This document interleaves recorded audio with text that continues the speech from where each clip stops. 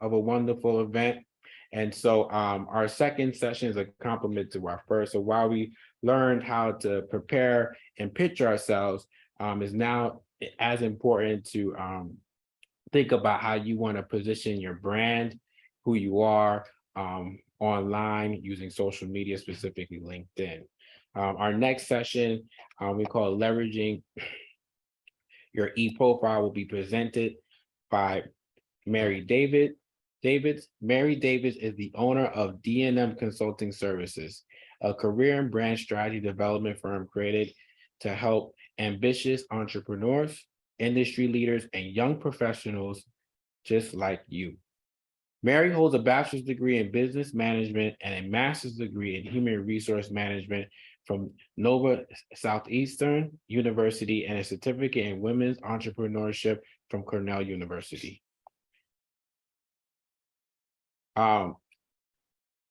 Mary is an active leader within her community and a notable career coach, and she is a recipient of the Legacy Magazine's Most Influential and Prominent Black Women in Business and Industry Award. Without further ado, I'm going to share the space with Mary as she walks us through how we leverage our e-profiles. Mary? Hello, everyone. Hello. Thank you for staying and preparing yourself for this session. Now, thank you, Kendall, for the opportunity. Jody, Precious, the presentation was amazing, Precious. And I know you all have some valuable nuggets from Precious, and I'm excited to follow up on that and dig a little bit deeper so that we can make sure that you get the most out of your digital profile and brand yourself appropriately. So I'm going to share my screen now. Let's do that. Move this over here. All right. Can you guys see the screen? Now I can't see the chat, just FYI. So make sure you let me know if there's any comments in the chat. Okay. All right. So LinkedIn, how to leverage your profile. So today we're going to go over, what is LinkedIn? If you don't have a profile, how do you get started? There's a lot of information compacted into this session. So don't worry. I believe, Kendall, correct me if I'm wrong, you do receive a copy of this presentation so that you can, go over it and refresh your memory on what we talked about today to help you upgrade your LinkedIn profile.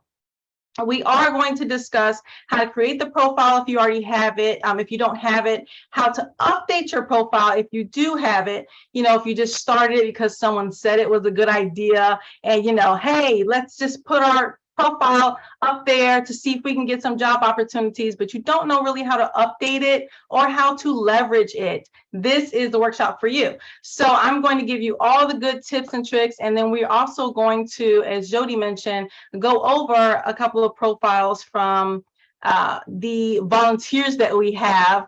So you can see some live action on what recommendations I'm making on those profiles, okay? All right, so just some benefits for you. First, there are a lot of industry-related networking opportunities on LinkedIn. I want to preface this by saying, as Precious mentioned, a lot of her opportunities come from LinkedIn. And the reason why that is because other social media platforms such as Instagram, TikTok, Snapchat, people who use that still, or Facebook, those platforms are more leisure, right? You have to woo people in to start thinking about business related things. Whereas LinkedIn, people already have their business hat on. They're prepared to do business. So really just think about that when you're trying to figure out, which platforms you should build your brand on. When it comes to LinkedIn and there's opportunities, whether you're, thinking about opening your own business after college or, becoming an entrepreneur, or you're, starting to work for a company, you want to get your foot in the door. Remember, LinkedIn is the professional platform where they're already thinking about business. So you'll find a lot of industry-related networking opportunities on LinkedIn.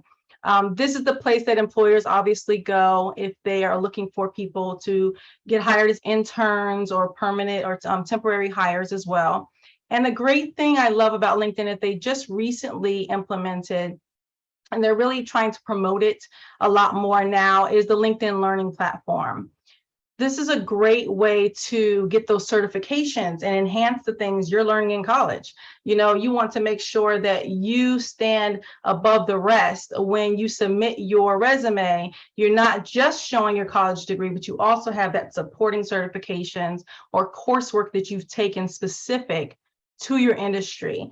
And those are things that help you to really get out of the black hole that most resumes go in and make sure that you set yourself apart, okay? And then you want to know about industry hot topics. It's a great platform for you to keep up to date with what's happening, you know, by a simple hashtag, you know, saving that hashtag and using it to search and find out what people are talking about in your specific industry. So you can use these things even if you're not searching for a role. A lot of pushback I get sometimes is, you know, should I update my LinkedIn profile? Why am I paying attention to it if I'm not looking for a job? Well, for these reasons listed, right? You really do want to stay up to date on what's happening in your industry. You want to make sure that your brand is out there, people know what you do and with the value that you offer. You don't want to leave it up to chance for someone else to assume or make some, assumptions, have some preconceived notions about the value you bring to an industry, especially if you're changing industries, right? If all people knew you as, is a hairstylist, for example, and now you're pivoting and you say, you know what, now I want to get into, real estate, for example. You want to now rebrand yourself. So you have to take control of that brand messaging, and LinkedIn is the place where you can do that. So here's some notable stats just for your records. I'm not going to go through all of them, but I will make a special note that there are 4 hires made every minute on LinkedIn. 4 hires every minute on LinkedIn. So as Precious was saying, you know, a lot of opportunities come to her through LinkedIn. This is where the deals happen, right? So if you don't have a profile, you need to get one ASAP, especially after this call today. But if you do have a profile, and even if, again, you're not looking, make sure that you're represented adequately on the platform, because there may come a time where you want to move forward and now you forget all the things we talked about today. So update your profile as you go along within your career. All right, so think about Google, right? So let's say you don't have a website, or you haven't been thinking about building your online brand, right? If you don't have a website, LinkedIn is that first thing that comes up when you Google your name. So as many resumes as you're submitting to employers, after they review your resume or may call you for an interview, you know they're Googling you, right? Because I'm sure you Googled them if you did the research, right? So you want to make sure that your name shows up first on LinkedIn, and then that is consistent with what shows on your resume, okay? Your profile content can help or hurt your job search. So for example, you have a resume you've submitted, right, through their online database, and then they Google you, and your LinkedIn profile comes up, and it's not consistent. That means you haven't updated it from the job you had 6 years ago, right? That's not consistent. So you and I know that we usually don't buy into things that we can't trust. And when there's a lack of consistency, there's a lack of trust, right? So consistency of having your resume information consistent with your online brand helps to start that foundation of trust, so they can say, okay, this person is who they claim to be, and now maybe we can move forward with opportunities, right? So you really want to make sure you have consistency there. Without an online profile, some employers won't reach out to you. You know, they're not going to just look at your resume. A lot of them do the legwork, because what they don't want is, you know, to have applicants that are not really serious about their careers. And we are a digital age right now. So you want to make sure that you tell the story about you that you want others to know. So here's some stats on job industry hiring through social networking, right? So information technology, 76% of hires are through social networks such as LinkedIn, 64% of financial services, et cetera, and 46% of retail. So these are your industry, these are your markets where the LinkedIn recruiters are looking to hire. So if you're in one of these industries, LinkedIn is the place where you need to be. So here's some misconceptions about LinkedIn. Most people create the profile and they're like, it's just an online resume. You know, I'm just going to put my resume up there, my information, and just leave it there. That's a misconception. We'll talk about in more detail why that's not something you should think about only when you're thinking about LinkedIn. Your profile only needs to be updated when you're looking for work. Obviously, a misconception. I just spoke to you about that. And that your profile belongs to your employer. This is a big one. I have a lot of clients that they're working for ABC Corporation, right? And then they're looking for another opportunity. They want to move on, but they're scared to update their profile because they're like, my employer might see it. What do I do, right? Unless they pay for your profile to be created, they don't own your profile, just like they don't own your career, right? So don't think about LinkedIn as a place where, you know, only your employer, you know, you're tied to your employer and they're, you know, without them giving you permission, you can't update your profile. You know, that's a huge misconception. You can do whatever you want. It's your brand, your reputation. And when I work with my clients, I help them strategically do it to where, you know, it doesn't send off any red flags, but they take ownership of their brand, okay? And then the content that you post, there's a lot of misconceptions about what you can post on LinkedIn. Is it only related to my job or the industry? You know, how much can I give? How much content can I give? No, you shouldn't treat it the same way you treat Facebook and, you know, all the other platforms, other more leisure platforms, you know, laid back atmospheres. No, you shouldn't treat it the same because it's not the same. But you should make sure that you're sharing information about you as a whole, right? The whole bring your whole self to work concept.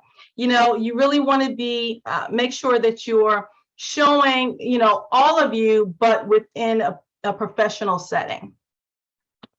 All right, so I get this question a lot about connections. So when you're on LinkedIn, you'll see there's a on your profile, there's a indication on how far of a connection you are with someone. So I'm just going to give you some definitions of those connections. First degree connections are people who've requested to connect with you. You accept their request. And then after you accept the request, you can send messages back and forth with them. That's your first degree connection. Second degree are people you're connected to, well, you're connected to by way of your first connections. So you may not have a direct link to them, right? But your connection, for example, I'm connected with Jody. Jody's connected with Precious. So I may not have connected with Precious, but Jody knows Precious. So I can ask Jody to introduce me to Precious, right? Which would be the second degree connection for me, first degree connection for Jody. Okay. And the third degree connection is further out. You know, Precious is connected to, you know, Mark Morial. I'm not connected to Mark Morial, you know. So now Mark is far extended from me. So now I have to connect with Jody, Precious, to get to Mark, right? That's a third degree connections.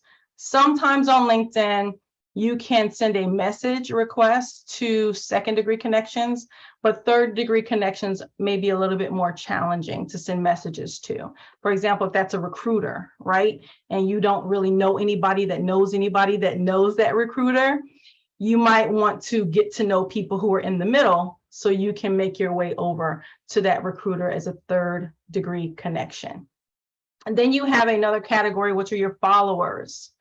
Myself, I post on LinkedIn, I write blogs, posts, and other content. So maybe people don't want to necessarily connect with me, right?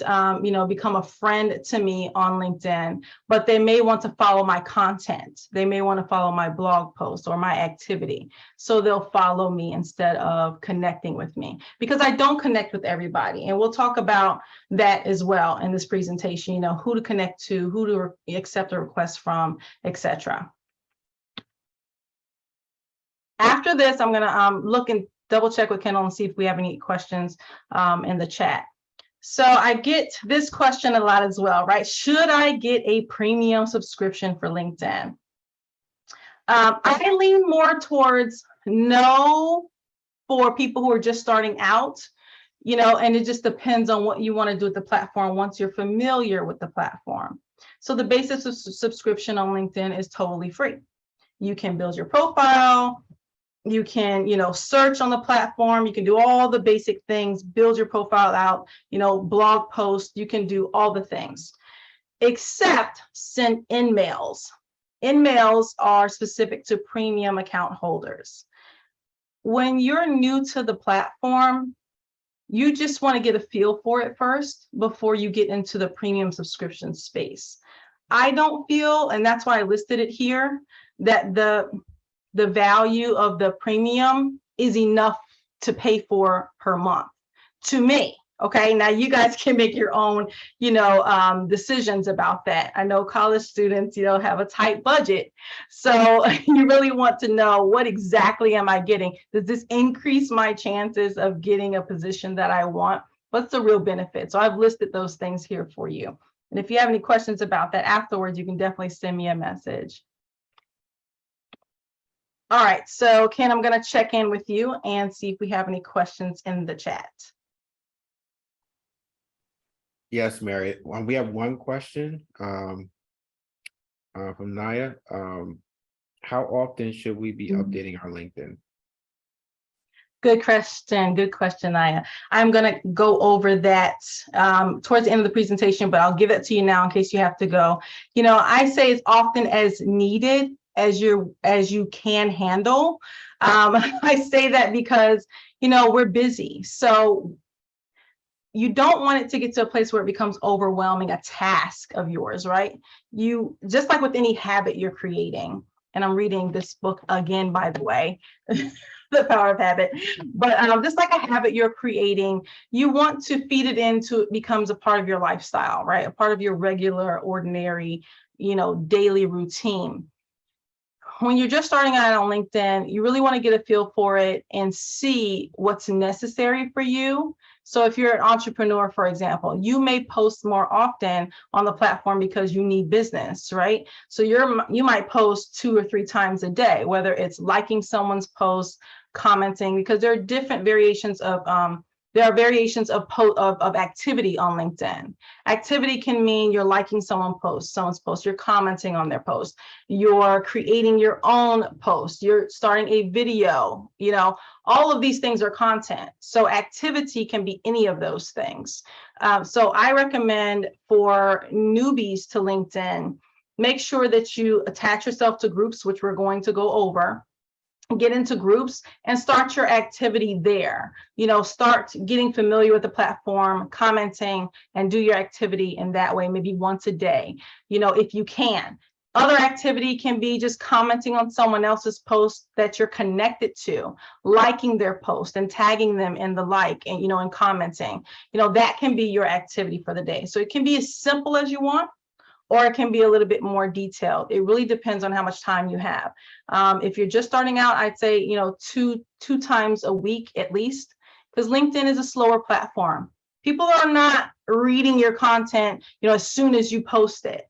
And that's the thing I think differentiates LinkedIn from the other social networks is, you have immediate feedback on those other networks, whereas Instagram, depending on the algorithm, right? Facebook or TikTok, you may have, people immediately responding to your content. LinkedIn, it takes people a little while, because they're working, right? They're using it as a tool for work, and they may not have the time to read your content right away, but it's more valuable because when they take the time to read your content, they're really reading it to learn and retain and give you some authentic feedback, not just hitting a like button and moving on. It's not one of those platforms. So I hope that helped to answer your question. And Mary, we have a couple more questions. I did see that, Nazir, you had your hand raised. Did you want to ask your question to Mary directly? Yeah, I'm sorry. Can you guys hear me? Yeah. I was trying to type in the chat. I don't understand why it was letting me do that. But anyway, you talked briefly about following, so how someone can follow you on LinkedIn. Could you just go a little bit more in depth, or I guess answer why someone might follow you as opposed to connecting with you? Because I follow a lot of people and I connect with a lot of people on LinkedIn, but I recently just noticed that a lot of people were following me that I'm not necessarily connected to. And I was like, I didn't even know that this is a feature Yeah. that they have. Yeah, we are going to go over that in the presentation, but just quickly, sometimes it will default to follow. If someone's reached out and said they want to connect with you and you're not really sure yet if you want to accept the connection, it will just default and have them follow you. LinkedIn is just categorizing them until you make the decision, right? So you may have, 100 people reach out to connect with you. You haven't gotten a chance to go through all of them. Those 100 people become followers. So it just automatically defaults to that. When you connect with them, they become a connection and a follower. Okay, so that's the default of LinkedIn, but we'll get into more depth of how you can structure that. How do you monitor that, and how do you leverage those two things, whether it's connection or followers. Okay. And we have a couple more questions. Mary, I don't know if you want to take them now or a little bit later. Let's kind of move through some more of the slides, because I do want to get the content there, because I know we have a big Q&A section at the end, but I also don't want to miss going over the profiles. Okay, so your profile, you're going to get a worksheet after this that will help you to build your profile if you're just starting out. So I'm going to give you some tips on the things your profile should include, okay? First of all, it should include a professional photo. So we'll talk about what that means. Professional photo is something like this. These are some examples. There's not a lot going on in the background. It's just you, a welcoming face, and you're ready to get paid. I call it the cut my check photo, okay? Any photo you put on LinkedIn needs to be a cut my check photo. That means if I walk into your office with this appearance, and you were the hiring manager, would you cut me a check? Would you hire me? Would you pay a person who's presentable, right? That's what that means. And I know there are different industries, and there's, I come as you are, idea, but think about if you were running that business, right? Who do you want representing your organization? That's the appearance you need to have on the platform, especially for those high dollars. I'm not going to cut a check to someone who doesn't care how they look, if we're being honest, right? And neither should you. So you want to be mindful and stay away from the selfies on LinkedIn, because again, think about, does this translate? Does this communicate to a hiring manager that I'm worth the salary that I am asking for? Think about that. This is more unprofessional, the selfie, you may not do the peace sign, but you may, hold the camera up and do the selfie. I mean business, right? So not approachable. The middle picture is someone that I wouldn't consider approachable, right? So think about, perception. Employers are looking for someone who can blend in with the culture of the organization, right? So you want to make sure that you're giving that, right? You have to give off what you think they need and what the position requires. And then the duck lip, no forming of the mouth. I know that's pretty old school right there, but the idea is to have a pleasant, welcoming appearance on the platform. And I am begging you, if you have a profile right now and you don't have a photo, please update it. Schedule some time with a friend. It doesn't have to be a selfie, but use your phone. The cameras on these phones are amazing, sometimes better than having a photo shoot, right? You can use your camera phone, get the sunlight out, go, have a nice background. A lot of people have the selfie lights and all of the technology. I know you all do. Use it. Put on your professional attire from here up, get yourself together and have a friend take a photo. That's it. You don't have to spend a lot of money. I'm sure your phone is expensive, right? So you already spent the money. So use it to get yourself some opportunities. Do not have a profile with no picture, because who are you hiding from? Unless you're an undercover agent that's not looking for any opportunities, I don't see the reason for you not to have your profile picture showing. I don't want anybody to find me. I don't want anybody to look for me. You're not looking to get paid? Are you looking to get paid? Right? So that's my question. Always make sure that you have a profile photo there, okay? People want to know that the person that they're searching for online is the same person they met at the networking event. And how can they know that if you don't have a picture there? All right. So here's how you update your profile settings. You can personalize your URL. This is big. This is big, big, big. Okay. On LinkedIn, when you create your profile, it'll have your first and last name. However you create your profile here, you know, and put your name at the top, it will create a link for you, but sometimes it'll have like numbers after that link. Okay, so you see where I have personalize your URL. You can edit that link into what you want it to be. Now I have MV Davids there because I have my social networking profiles are all MV Davids. So when people are Googling me or they, you know, they look at me on Instagram or, you know, my Facebook profile or whatever, MV Davids is what's there. So I have a consistency there. But if you're creating your profile, be mindful of this, because when people Google you, they're searching first and last name. They may not search first, last name, and you know, the 3 degrees you have after that. They're just going to search first and last name. So you want to make sure there's consistency where you come up at least the top 3, okay, names. And here's where you change the visibility. So you can go to your public profile settings and change your URL and the visibility to your audience in this section. And again, you do get a copy of the presentation. So for example, I searched Kendall. Kendall, I Googled you, and here's what we have. Okay, so the second thing that comes up is his LinkedIn. So the top 3. He doesn't have his own website, but LinkedIn comes up. Even if he does have his own website, a lot of times LinkedIn will come up before that. So again, perfect example, picture and everything shows up. Number 2, your profile must include a relevant and clear headline. This is a keyword area, okay? So your headline needs to tell someone, if they only look at your photo and that headline, they need to have enough information about the industry you're in, right? And what value you offer right away. They need to have a clear understanding of that if they don't have time to read anything else. So that's why the headline is so important, okay? And the industry that you're in is important to put in your headline as well.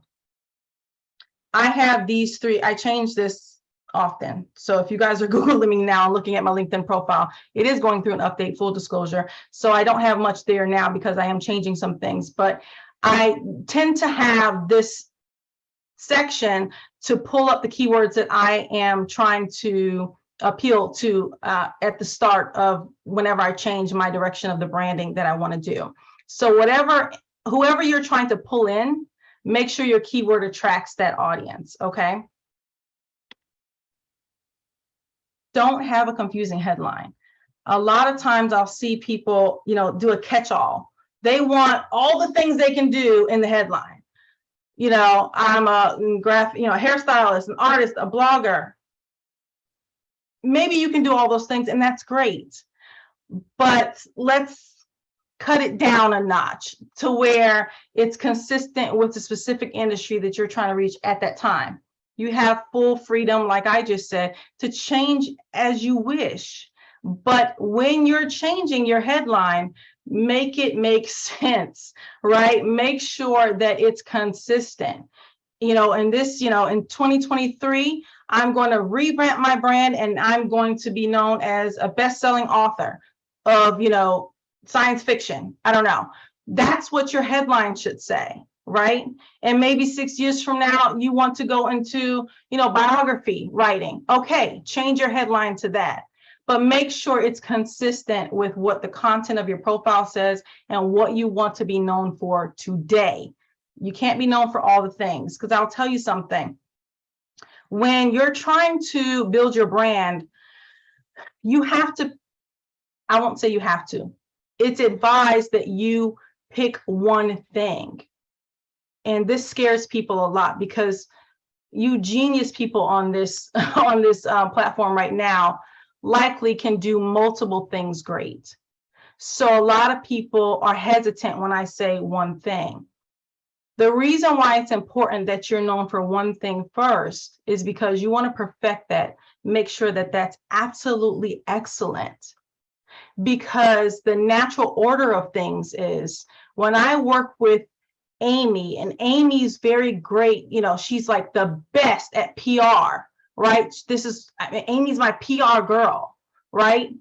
But when I need something unrelated to PR, I'm gonna call Amy, because Amy has showed me consistency in her professionalism that she's good in this space. So maybe Amy can't do it, but she knows someone who can, or maybe I'm gonna tap into the other things Amy can do. So I hope that resonates with you, that you don't have to tell people all the things you're great at right now. They're going to gradually get to know your work style and the way you work and the quality of work you have. Then you can share with them the other things you can do. So those other things don't go away. They're just not at the forefront right now. Okay, and that's okay. It's okay, right? You're not just like forgetting all those things. You're just not sharing it all at one time. Just like, you know, dating and then marriage, right? You just want to give baby steps, right? And make sure that you are comfortable enough and they're comfortable with you to know all the things that you're good at. But you really do have to prove yourself to start. And you want to make sure you're known for one thing, as to not confuse your audience on what you're really doing and what your true industry related value is. Okay. Number 3, your profile must include a keyword full summary section. This is a section most people get stuck on, right? That's your about section, pretty much. So you have your photo, your headline, and then now we're going to get into who are you? What are you about? You know, why should I, you know, connect with you or follow you, right?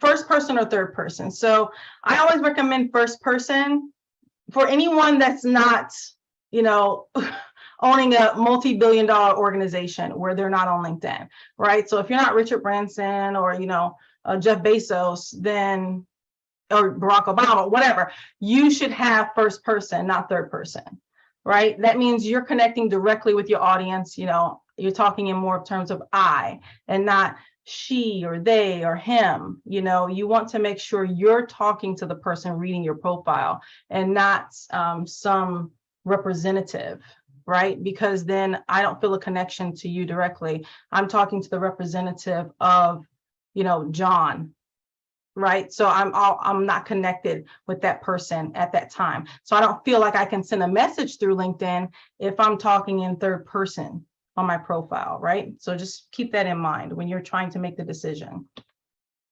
It must include the why factor. So people want you first. They buy into you, right, before they think about what you can offer. So if you're selling a product, if you're, you know, whatever your thing is that you're trying to share, the value that you bring, they want to get to know more about you. What's your experience? What's your background? Where'd you go to college? You know, what organizations are you affiliated with? You know, why are you in this industry? What about it speaks to you? You know, what was your growth rate in this industry? What successes have you had? You really want to talk about why you're doing the work you're doing, because employers are looking for that. If you can't find meaning and purpose in the work and they don't feel that you're connected to, you know, the work in that industry, then they don't feel that you'll be a viable candidate to stay at that company if they were to reach out to see if they can hire you. So you really want to talk about what makes you passionate about the work in that specific industry. You want to write your profile like you're having a conversation. Basically, it's your introduction. You know, if you're at a networking event, a lot of my clients use the same wording on their summary section of their profile, their about section on the profile, when they're in conversation, when they go into networking environments. You know, here's a little bit of my background, here's what I do. You're going to speak the same way on your profile. You know, I started, you know, in this industry 10 years ago, and here's what I love about it. Here's some great things that have happened in this industry, and here are my specific skills in this industry. Here's a profile that I did for a client, and his is very detailed and robust, so don't get overwhelmed by it. But he is also in the executive space, so he's going to have a lot more content in his profile. but the basic areas are still showing on his profile. So we talk about, the industry as a whole, his perception of what the industry is and what the value that it has, and some specializations that he has. And most importantly, at the bottom, you'll see a call to action. Okay, this is very important because when people are viewing your profile who have not yet connected with you, maybe they don't want to push the connect button, right? Maybe they just want to reach out to you right away. They want to bypass waiting on you to check LinkedIn. And that's important because a lot of people are not on LinkedIn every day, but when they are, they're impactful, but not every day. It's not an application people scroll on every single day unless you're a recruiter or something like that. And when they get on to the platform, you want to make sure that they can get all the information in one space, in one sitting, in one 30-second view. Okay, so if you don't have it already, and if you're looking for opportunities, even internships or just to connect and you want to meet new people in your industry, have a call to action in the body of your About section on LinkedIn. You can invite them to send you a message that would indicate obviously that you're on LinkedIn and you get notifications on your phone. Or you can, I've had clients put their phone number, you can put your email address or your, other social media sites, your Twitter account, whatever. Just another way for them to reach out to you where right away, hey, someone's interested in talking to me. So Hassan, let's go over your profile. Kendall, I'm going to take a break right here and see if we can answer maybe one question and then we'll get into Hassan.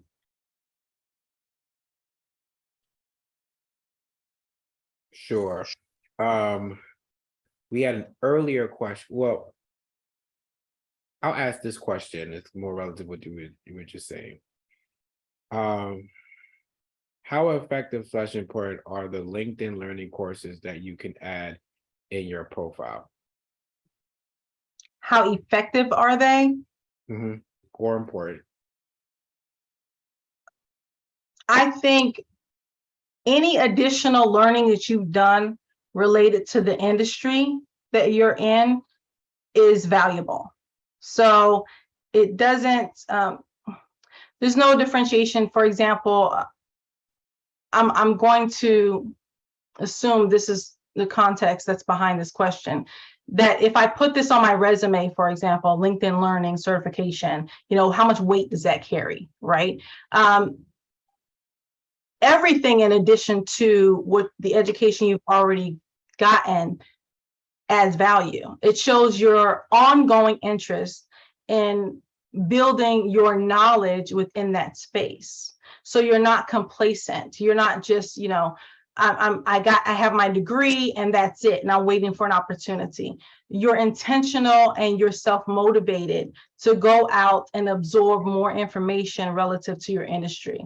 Now, with LinkedIn Learning, you want to make sure that you're being intentional about the coursework that you're taking, right? So if, industry A over here and your coursework is industry D, find the correlation, like we talked about earlier, make it make sense, right? So if you're trying to pursue an opportunity in a specific industry, make sure that your additional certifications support that interest. Okay. We have a few more questions, but you want to hold these to the end, correct? Yeah, I just want to quickly go over an example of Hassan's and we have one more, but I'll go over Hassan's first profile, just this specific area right here. So loving the profile picture, and in the chat, give some feedback on some things that maybe we've talked about already that you see in the profile. Right, I just took a clip of the first part of the profile because we've already discussed the headline and the photo and then the about section. What I noticed on Hassan's profile was, and let me see if I can just switch the screen and pull this up actually. Here we are. I'm going to share the other screen. All right. Can you guys see the website? Kendall, if you can see it, just say yes, because I can't I really. only see the LinkedIn profile. You see Hassan's web? I see, yeah, I see Hassan's LinkedIn profile on the website, yeah. You're On the scrolling. website, right? Okay, right. So Hassan's profile, again, picture is great. He has a premium account, right? Premium member. First connection, that means him and I have connected. And there's a category here, which is great, identifier, how you want to be acknowledged, you know, they, them, or he, him, though pronouns are important here. LinkedIn just added that recently, which I think is important. And then it shows his connections, and then his headline here. So keyword finance, okay? Keyword his university. So if I am, you know, looking to hire, an employer looking to hire from, you know, specific types of colleges and universities, this may come up, okay? His about section. Very important, very detailed, has a lot of keywords in here, doesn't have the call to action that we talked about. So Hassan, I'm going to challenge you to put a call to action here in your about section. Experience section. This is where it gets a little bit more detailed on the profiles. Guys, we all, and this is with the resume as well. Experience section is a copy and paste directly from your resume. This is where you use that resume element, okay? So all the experience that you show on your resume is the same thing you plug and play into the LinkedIn platform. Make sure that that is very consistent. On your experience section, you do want to frame it in this way. And I'm glad we're recording this. I don't know Otis Elevator Co. and you know, company. I don't know that company because maybe it's a local company, right? But if I'm just looking at the profile for Hassan, maybe I need to be educated about this company, right? What industry is it in? Like, what does it do? So how you frame every experience section on LinkedIn is you talk about the company. So Otis Elevator Co., you know, usually on the company's website, their about section on their website, they'll talk, you know, all the fabulous things about their company. You know, we service over 5,000 elevators in, you know, Fortune 500 companies, whatever their thing is. You want to have at least one sentence about the company, right? That will help you to start the story of the experience. So you want to talk about what the company is, what you do, and then what successes you've had in that role.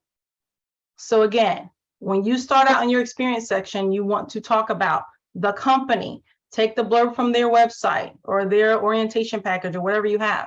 Okay, just a little sentence, maybe two sentences if it's worth it. Talk about the company. Here's what I do for the company. And here are my successes at the company. That means whatever achievements, what, you know, if I, you know, train employees, if I was recognized as employee of the month, you know, what are my specialties in my role? You know, what are some, again, bring those keywords in. So here's what I did for them. Here's what I was hired to do. Here's what I did in excess of that. And here's what the company's about. Those three elements should be in every single experience section on LinkedIn. Always, ever. And follow that same mindset when you're doing your resume. Your resume, you might not necessarily talk about the company, you know, about what the company is, but you do want to always describe, you know, here's what I was hired to do and here's what I did in excess. What is the value I brought to the role? Quantitative and qualitative information should always be under every experience section because that's where your money is, okay? Did I give results in this role or did I just show up and clock in? That's the story you want to tell, okay? And then your education, volunteerism, skills, etc. You can add as you go. But the most important pieces are your experience section, your about section, your headline, and your profile header here, okay? So we are going to move forward to Nazir. Now, I heard him say his name earlier, and I want to make sure I'm saying it right. So if you're on the mic right now, tell the people how we say your name. Nasir. Nasir. Thank you, sir. Yes. Nasir. Okay, Nasir, you know what the problem is right here, right? You know what the problem is. No, I have a picture. I don't know why it's just not popping up for you. It's definitely there though. Where's second connection? So what that means is you only have the settings set to who's connected directly with you. Oh, I didn't know that. Yeah. Let's change So, that right now. yeah, anyone on the outside, and this is what I say, publicly viewing, right? So there's certain areas that we talked about earlier, which again, you have a copy of the presentation. When you go into your settings, public view is important. So you can toggle on or off what's publicly viewed on your profile. So if I Google you, I should at least see your name, your photo, and your headline, at least. If I don't see anything else, that's fine, but I need to see those three things, okay? So that's something important. Sometimes the links don't generate photos, so you wanna make sure that that's included here as well, okay? And then your about section is great. Again, call to action there. And then I like how you did the Our People Entertainment, made sure that you put this multiple positions there, which is important. And the skills tied to it, very important. That's very important because that brings in the keywords. So if you guys are paying attention to this, Nasir's profile is giving me some good vibes here when it comes to the experience section. You do want to talk about what the entertainment company is about. And I like how you're utilizing the features of LinkedIn in your experience section. There's a lot of opportunities to leverage your experience section and your profile on LinkedIn if you use all the features that they have. So make sure you take advantage of those. He's showing the work he's a part of. Those are very important things to show. What work did you do? If it's possible to share, then you should share it, okay? A lot of industries may not have the, accessibility where you can show your work, but if you can, please do share that you're doing that meaningful work. All right, I'm going to reshare because I know we are pressing on time because there's a lot of content to go over with LinkedIn. I think we talked about this already. Make sure that you add valuable content to the summary section of your profile. You can add videos, photos, your publications, etc. All those things can be added so that people, if they stop scrolling past your summary section, they have enough information to make a decision whether they want to connect with you or not.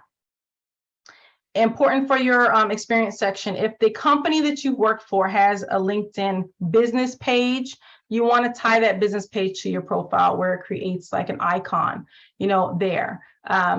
That's important because we're a visual culture right now. So you want to make sure that you can link the company's profile page to your experience section. So when people are on the company's profile page, they can see how many employees are working for that company, and maybe they'll see your face in your profile. The idea after you create your profile is to have feeders, go into groups and have your profile be connected to all of the areas on LinkedIn so people can gravitate to your profile and see the value that you bring. That's the point of building your profile out properly so that you can feed people to your profile so they can see the value. Okay, so I'm going to quickly go over the LinkedIn Learning. We talked about this a little bit earlier, but there are 15,000 plus business technology and creative courses on LinkedIn Learning. And there are over 120,000 schools that have joined LinkedIn Learning. So these are certifications, opportunities offered by schools. So you can tie both the school and LinkedIn to that certification in most cases, okay? You do have this available to you, this resource. There's a full list of 800 plus hours of free 99, my friends, free LinkedIn learning courses with free certifications. So definitely use this link that's available to you in the packet that you'll be getting from Kendall. And how you leverage your profile. So once you've built out your profile, you want to identify the MVPs of your network, right? Think about the people who you've connected to, requested a connection with, and what their audience is like on the platform. That's how you leverage LinkedIn. If you have a friend or someone from your workplace and they have 5,000 followers and 2,800 connections on LinkedIn, that creates exposure for you as well. So you want to be conscious of who you're accepting requests from. Do you know these people, and will they help you to get access to the networks that you need access to to build your brand. Okay, this is a strategy situation, my friends. This is not, oh, we're friends on LinkedIn, you know, like we're trying to make money here. We're trying to elevate our careers. So you have to be strategic. You can't think about it in the same way you think of other social profiles, okay, and other social networks. Make sure you're being intentional about who you're connected to, because I will tell you on LinkedIn, there's tiers to this thing. There are levels to this, okay? So if you're pursuing an executive position, for example, down the line, right, you want to make sure you're connected with executives, connected with senior professionals, because if I'm an employer and I want to recognize you as a fellow executive, right, or a senior professional, have others validated you in that hierarchy. That's important. If you're entry level and you only have entry level connections, how far are you going to get?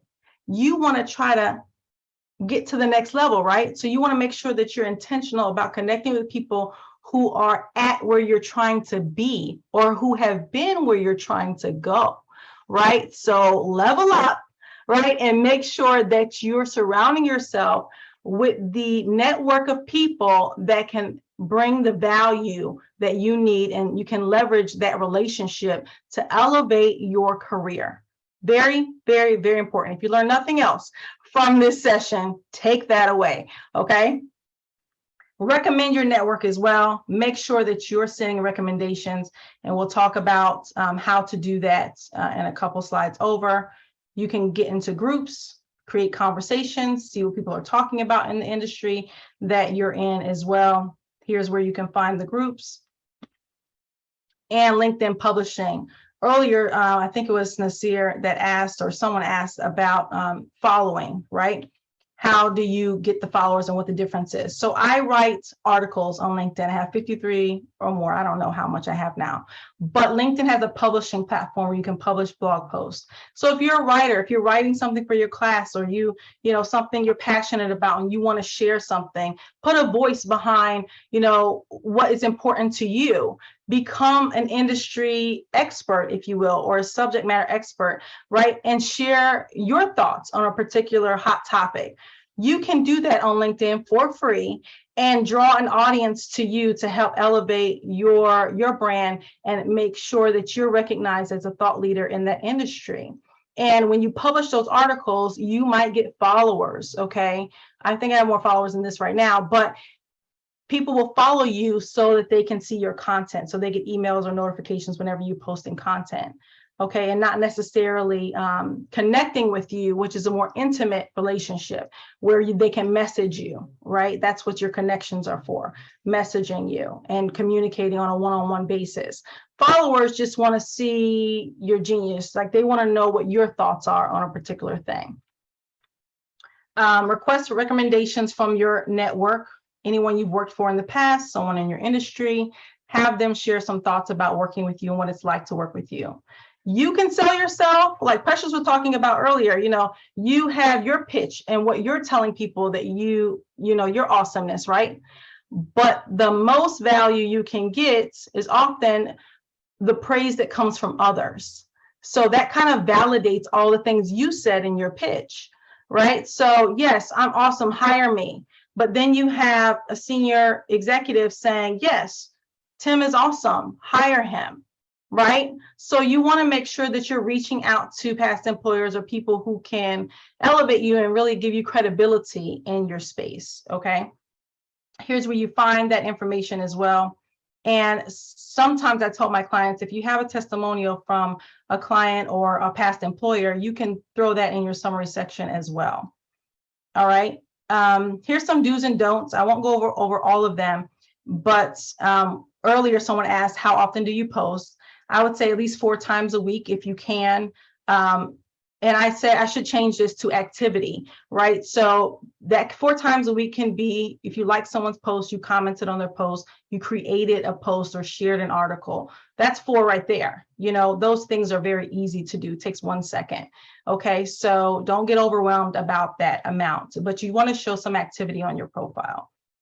Promote your accomplishments. If you were recognized on your team, from your team or your school or whatever, Put it on LinkedIn. We talked a little bit earlier about what do I share, right? Share your recognitions. Share those things on your profile. It draws attention to your profile, but lets people know, hey, I'm here, I'm active, I'm awesome, and other people think that too, right? So share those accomplishments on your profile, okay? Graduations, etc. Share it. Tell your story.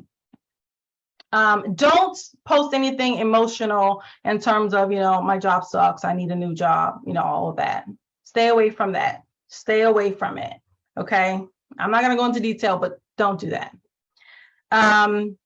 Very, very important things to remember. And again, this is a lot of content. So I want to make sure I give it all to you, but here are some things you can remember. I won't go over all of them because I'm sure you guys can see it, but make sure that you take note of this when you're building your profile.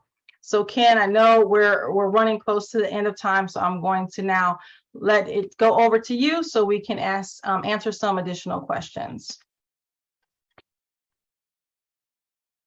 Thank you, Mary. We had 2 questions. The first question is from Mason. How do you build connections and be in a great work relationship with someone on LinkedIn? Great question. So let's say you bumped into this person one time, you have their business card, you met them, right?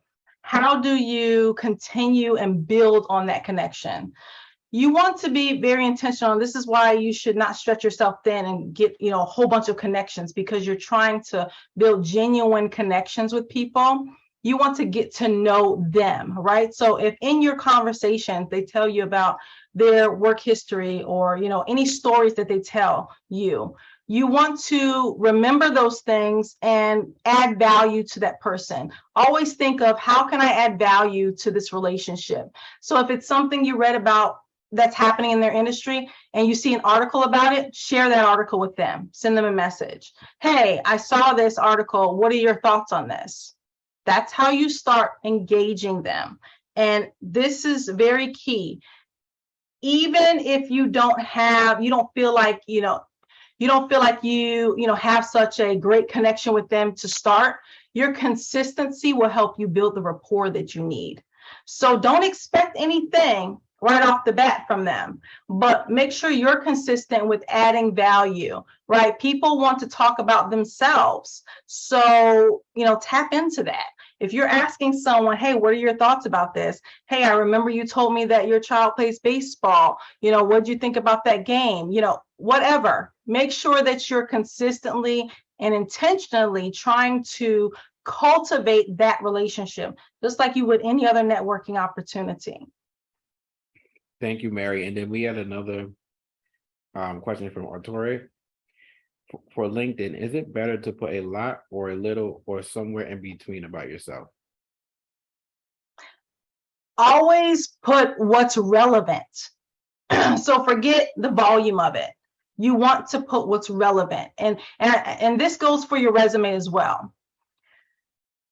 Employers don't need to know everything about you. They need to know what they need to know, right? So if it's not relevant, cut it out, right? If it doesn't help you to show them and share with them the value you bring to an industry or a role, it's irrelevant. So any other certifications that you have or other, licenses that you have that are unrelated to where you're going, cut them out. So if you have your barber's license, for example, but now, you're pursuing a finance degree, is it relevant? No, it's not relevant. Yes, great accomplishment. Great for you. Not relevant in this space for this time that you're doing. You have intentional work that you're trying to do in this new space.